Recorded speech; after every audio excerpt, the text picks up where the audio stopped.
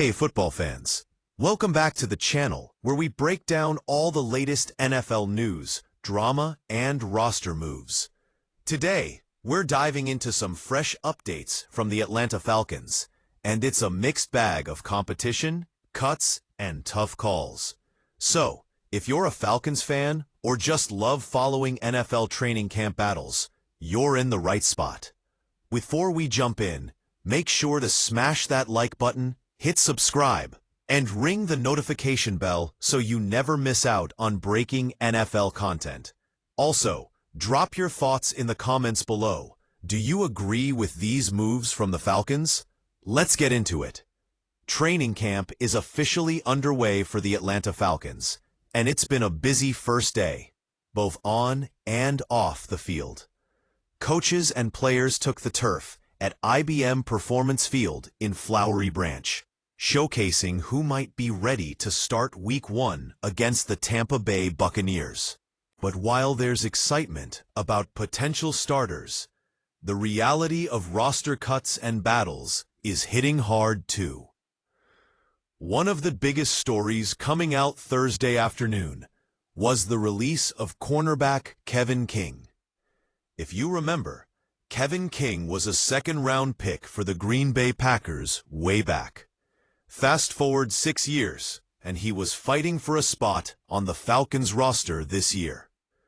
Last season, King appeared in 15 games for Atlanta and even started once.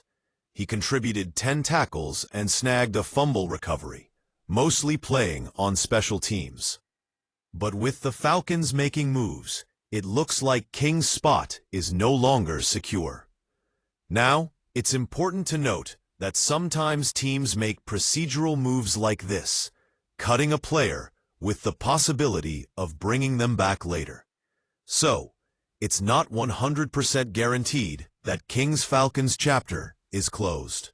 But this isn't exactly a good sign for a veteran trying to lock down a key role in a competitive secondary. The Falcons weren't done making moves either. Undrafted rookie cornerback Cobee Bryant, a player who drew a lot of hype despite not being drafted, was placed on the non-football injury list, or NFI for short. This designation means Bryant suffered an injury away from football activities. The tough part?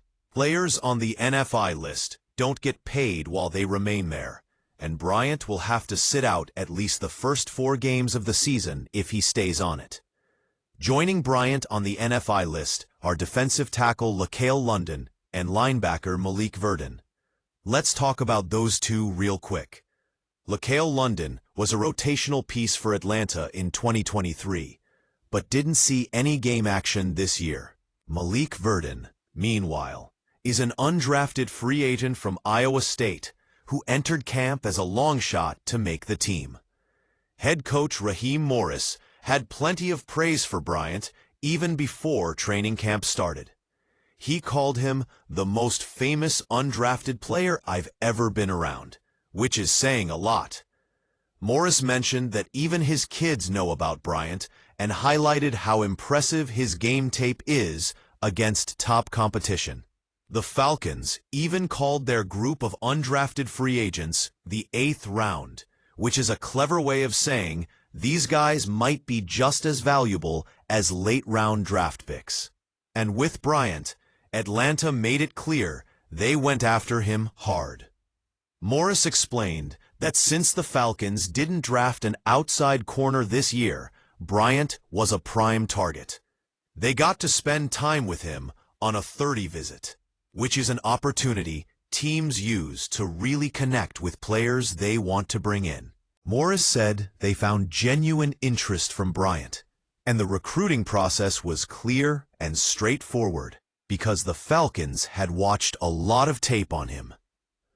Bottom line, Atlanta felt they got a steal with Bryant, convincing him that this was the right place to compete and grow. And Morris believes the competition for Bryant was basically non-existent because of how strong their recruiting pitch was. But as of now, Bryant's biggest competition is getting healthy. Sitting on the NFI list puts him at a disadvantage as Atlanta's roster battle heats up. And with only 53 spots to fill, every player has to bring their A game. The Falcons will be back on the field Friday morning at 9:30 a.m. for more action. That's another chance for players to prove they belong, and for coaches to shape the roster heading into the regular season. So, what does all this mean for Atlanta? First, it's clear the Falcons are deep in a grind to find the right mix on defense. Veterans like Kevin King have to fight hard against younger, hungry players who are all vying for limited roster spots.